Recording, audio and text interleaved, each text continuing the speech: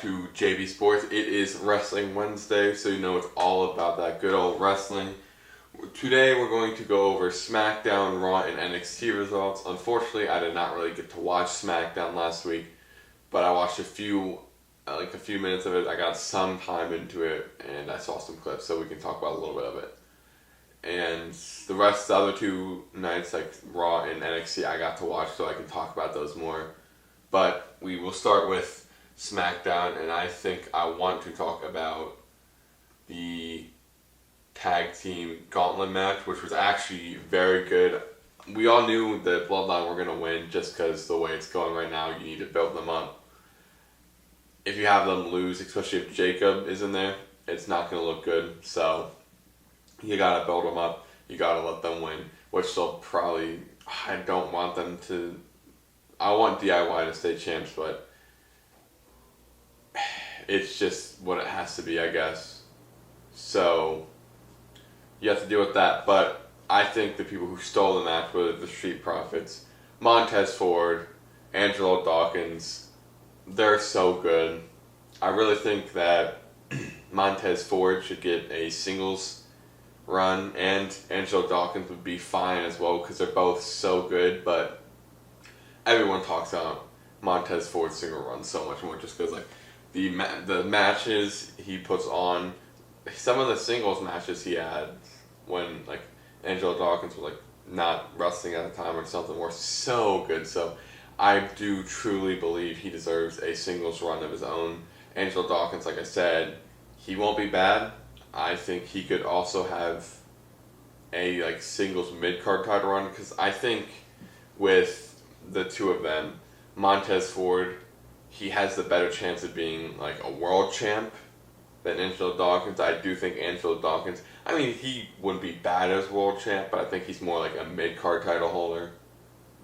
But it would be really nice if sometime in a year or two, like when the draft comes, they split up, or they stay on the same brand and Montez just gets his run like Kofi Kingston did when he was on the New Day. At the end of the day, you don't know what will happen, so you just kind of have to wait and see. Next on SmackDown, what I want to talk about, Jade Cargill and Bianca Belair promo. They want to go for the tag team titles again.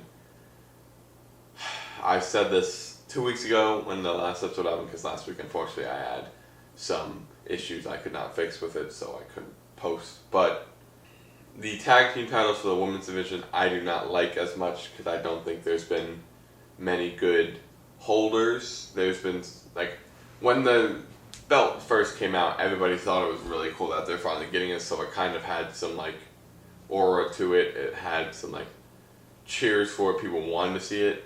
Nowadays, you don't have many times people actually want to watch the tag team titles, so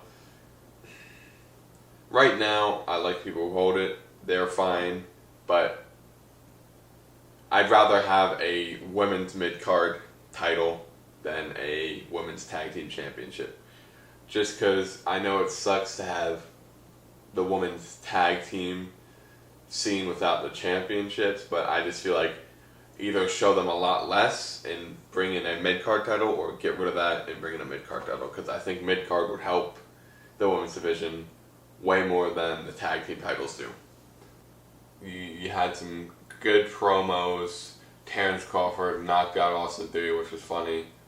And then at the end, you had Bayley and Minchin versus Nia Jax and Tiffany Stratton.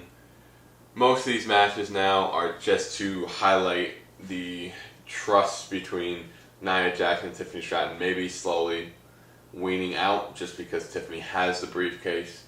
She's going to cash in eventually, and it's probably going to be on Nia, which, you know, will ruin the friendship because your friend cashed in on you. So they're going to play, I think, at that friendship role, that level of friendship they have, and slowly Tiffany Stratton, near the end of matches, you might see Nia hurt after she helps her and kind of picks up the briefcase, and they look at each other and stuff like that. And then eventually, Tiffany will be like, oh, Nia's way too hurt to not cash in, let's do it now. Which will set up Tiffany's first feud, which will be a good start for her championship reign. But it's just that story between them is going to really highlight all the trust between the two, with the Money in the Bank briefcase being involved. Raw. I liked Raw. First thing you have is a promo segment between CM Punk, Drew McIntyre, and my boy Seth Rollins. The thing that was most shown upon is just the match and Seth Rollins being the referee. And Seth Rollins, he said to Drew McIntyre, was something like, "You hate Drew McIntyre, you hate CM Punk, and I hate CM Punk just as much as you do." And then he said to Punk, "You hate Drew McIntyre, and if anyone else hates Drew McIntyre as much as you, it's me." So he says he's going to be impartial. He says he's going to go right down the middle, and he's going to call it. He said he'll let something slip, so he's going to let probably them use weapons, probably because he just wants both of them to just be in pain because he hates them both. But he's going to let some stuff fly because he's a special guest referee, which I love that they're doing this, just because one of the biggest feuds in this company isn't a feud that's like match that's happening. It's just between these three, which I guess the match is happening, but like the three at the time, you get what I mean. Like, they're the biggest like hatred group against each other. They're having this match. Seth Rollins being involved is amazing. So it really is going to be a great match at SummerSlam. Looking at the SummerSlam card right now, it's all singles matches. So we'll see if they change it. They say it might change a little bit, but I think it's going to be that, which I'll have a prediction video before SummerSlam starts. But I think it'll be an overall amazing match. And then at the end, with CM Punk saying, "Oh, you might be taller, you might be stronger, you might be all this," like he says a bunch of things he might be, but he says, "You know what you don't got?" He says, "You don't have heart." And he gets in, he was like looking at you like, "Oh, I got heart, you don't have it. All you have is anger, height, and stuff like that." And then Drew said, "You know what I do have?" And he pulls out the bracelet that he took from CM Punk that has his wife's name, his dog's name. So that really got on Punk's nerves, which is just like such a good touch, because it just highlights how much hatred, how much disdain they had for each other, and it highlights just they're gonna beat each other up so bad. Like, it's gonna be a bloody match at the end of it, and it's going to be amazing. Punk's first match back after his injury. So then Otis and Akira Tozawa versus the Creed brothers. It wasn't bad. I think the most important thing is the Wyatt Six coming at the end and unmasking. I think that was a great touch. I'm glad that they're going to finally be in action. I don't understand why it wouldn't be on a pay-per-view, but I'm guessing, like, because if you want to have it a big match, you want to have it at, like, you'd say it would be at SummerSlam, where it's going to be a big event. It's going to be a good start for the Wyatt Six, especially if they win, but maybe they're like setting up for a turn or a big moment, which would be even better on SummerSlam. But you know, you let Triple H cook. We'll see what he has to do with it, because said things seem pretty weird, and then they're working out just fine and become amazing. So next, Sheamus versus Bronson Reed. Not a bad match. It's setting up for Sheamus versus Pete Dunne. Pete Dunne near the end, when Sheamus is about to hit the bro kick and win, hits him with the shillelagh. Bronson Reed picks up the win. Not a bad match. I think this feud between Pete Dunne and Sheamus can be very good, and the white noise from Sheamus off the top rope was crazy. Next, Jey Uso versus Carlito. Don't want to see that match ever again. That match was not amazing. It was just one of those matches that was there. Next, Xavier Woods versus Karrion Kross. This feud I don't see going anywhere, really. I don't know if it's just to see if Karrion Kross can do well in a higher feud or a more important feud, but I think it needs to be over soon, because it's not gaining much ground. It's just Karrion Kross each week beating up someone in the New Day saying, "Join me," which they're not. Sami Zayn versus Dominic Mysterio. You know what's going to happen. Zayn beats Mysterio via disqualification, just because either the Judgment Day are going to get involved or Breaker is going to kill him. So, and Breaker actually had a great pre-tape promo for Sami Zayn, which he highlighted how he didn't take Sami Zayn with, he thought he was going to be easy to beat because, he's distracted, he's doing comedy shows, so he could beat him easily, which he said he won't do, take him easy anymore, which I think highlights, Braun Breaker's just tendency to, think he's just better than everyone, which helps his character, and thinks he can just beat anyone at any time, so it shows, I guess, how he's human, but also how he's, smart and also can beat people, I guess, so. Well, not smart, because you know what I mean. Next, you have a Liv Morgan. Well, next thing I want to talk about is a Liv Morgan promo, which Liv Morgan just looks like that crazy ex. She looked creepy. She was burning everything, and then the touch with the background of the truck being Dominic Mysterio, it was perfect. But she looks like that crazy ex that's going to go for you at any time she can. After that, you had a promo by Rhea Ripley, who says, "Oh, you took my title, you took you took time from my career, you tried to manipulate my family, you tried to take my Dom, my Latino heat," she said. They're going to SummerSlam. I will say real quick, I think Dom is going to cost Rhea the championship, and I'll go more in depth in my prediction video. But I think that is something that might happen, which kind of sucks, but can drive a story, because I think Judgment Day is nearing its end right now. So,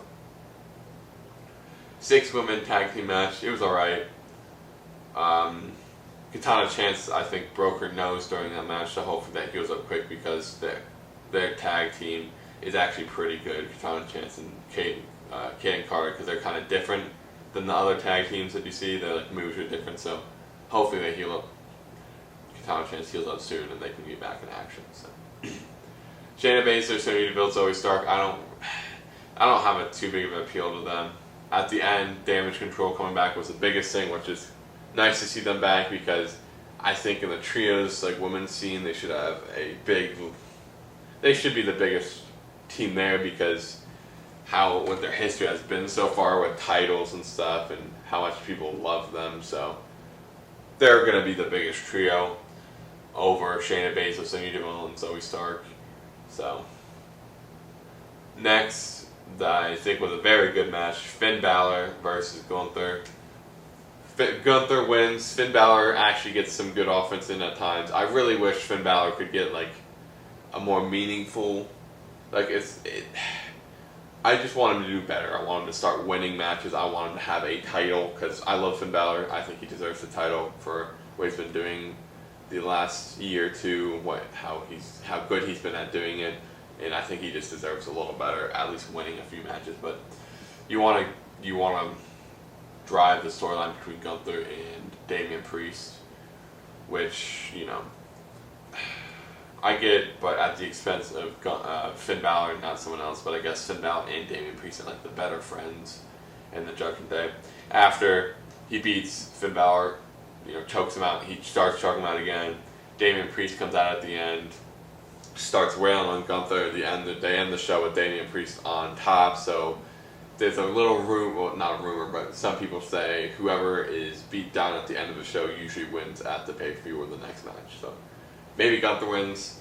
I've said for months I think whoever goes against Gunther will lose, but we'll see in my prediction video.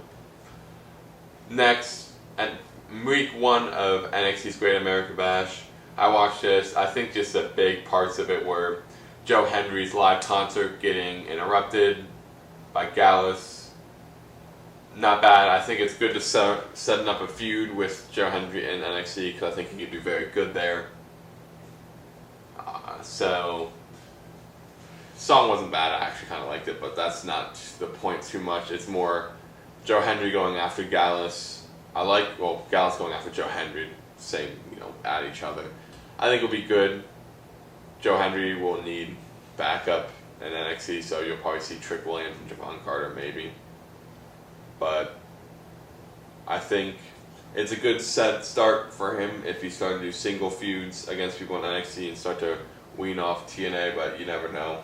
Maybe he just does both for a while and then eventually just goes back to TNA or back to NXT. I think I'd rather see him in NXT just because I watch WWE more, but I could start to tune into TNA more. Next match I think that was kind of fun was Lola Vice, Sol Ruka, and Carmen Petrovic versus Fallon Henley, JC Jane, and Jasmine Ninks. I think that was actually a pretty good match. I was surprised the faces didn't win that, but I'm kind of happy the heels won because I like the heel group more than the faces there. So, actually, this was surprising. The NXT Women's Championship match. I think I did not expect to be this good, honestly. Roxanne Perez versus Thea Hall was actually, I really liked it. I thought it was really good. And Thea Hall really pulled herself good through that match. Perez, honestly, she's going to win. They made me think that Thea Hall might win at one point, but she didn't. But Roxanne Perez, she's been a great champion. She's really putting the women's championship on a different level compared to what it's been at recently, in my opinion. Because there's been some good champions and then it was a little lull. But I think Roxanne Perez is really bringing it to a new height, especially just how she's been doing in matches. But I'm pretty sure she might lose it soon to the, I forgot who it is, but there's a superstar coming from Japan, I think. So she'll probably, I think it's been rumored, so she'll lose it to her soon. But it was a great match. I think for week one, all the matches I've watched has been pretty good. So next week, you have Ethan Page have a match. You'll have some bigger matches next week. So we'll see how that goes. So some of the other things I've heard, I saw on Instagram, Charlotte Flair's training come back. I used to not like Charlotte, but that was just because I was a big Becky fan, and I didn't like. Back then, I just wanted to like certain wrestlers, and I didn't, learn to appreciate all the wrestlers that were there and like realize how good other people are. But now that I've gotten older, Charlotte Flair is amazing at wrestling. She's really good at promos, so it will be nice to have her back. Some of the feuds she can come back to, I think there's actually a few. You can have like her versus Tiffany Stratton, but the rough thing is Charlotte Flair coming back. She's one of those wrestlers you don't want to lose because even though she could start going to more putting people over, I don't think she's at that point yet. I still think she has some good feuds in her where she still stays up and wins. I mean, you can have some feuds where she loses but also wins, but some people are saying right off the bat, like Jade Cargill versus Charlotte, but I don't think that either of them, like I said, are in a spot to lose. So maybe keep them separate for a while. I think Jade still needs some work before she becomes like a top single star. She's got the name brand now. She's got the entrance. She's not doing bad on promos. I think she's just a little sloppy still, especially I feel like Clash of the Castle, that match set her back a little bit. But I think she is good. I think she just needs a little more work. So I think that's why one of the reasons there should be a mid-card title is because I think that the mid-card title would benefit her a lot more than this tag team. Nothing against Bianca. She's helping her, but I think putting her in more of a singles role with the tag team championship and then Bianca helping her in like the back would be good. But like I said, Triple H knows what he's doing, so we'll let him cook. But Charlotte, I think there's a lot of good feuds that she can come back to. I think she still should come back as a heel just because she's way better as a heel. But if she was a face for a little bit and then turned heel, I would not complain because Charlotte is a very good women's wrestler. I think there's a few feuds, like I said, you won't want. Like I don't think you want Jade Cargill. Maybe save Tiffany Stratton for a little while until she's champ and then have Tiffany go over on Charlotte just to help her. But we'll see what happens. I think, like I said, there's a lot of things that can happen that will be good, and there's some things we don't want to happen. So another thing is DIY with the tag team championships. That was a great match when they won it. I love the matches so far, even though it's been like a week or two. 2 weeks, 3 weeks. But I don't want to see them lose this fast because I like DIY a lot. I like them as champions. But you have to feed the machine inevitably, which is the bloodline right now.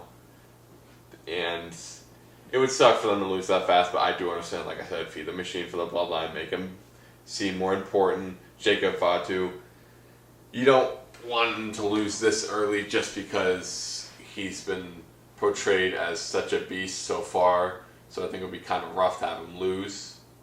So you want to keep him really important. But if you could see maybe Tama Tonga taking the pin and somehow Jacob Fatu is either distracted or like it's like a table on him, something like that to keep him grounded. But you would not see Jacob Fatu take the pin if DIY retains. So another thing, Solo versus Cody. I think that'll be a good match. I want to say that for the predictions. There's another thing I want to talk about. Oh, Grayson Waller, Austin Theory. I think very soon you can see a turn from Austin Theory onto Grace Waller, as you know, Grayson Waller's gotten Austin Theory in a lot of bad things recently, like he got him knocked out by Crawford. So it would be great to see them split. It would definitely be. I could see either Grayson Waller just eventually just beating Austin Theory out because he thinks he's not good enough to be with him, or Austin Theory doing a face turn, which I feel like it's going to be a struggle for Austin Theory because he got buried so hard by Roman and Loot and failed cashing on the U.S. title. So he's gotten some of it back, but then he tapped out to John Cena but didn't lose because the ref didn't see it. So a face heel could help him see what he can do in that spot. I think, like I said, face turn might help him, but you gotta see. And I think SummerSlam's gonna be really good. I liked the segments Logan Paul and LA Knight have been having. I think Logan Paul has been doing good on the mic against LA Knight. He's not doing better, but he's doing pretty good. I think the segments they put on are really good.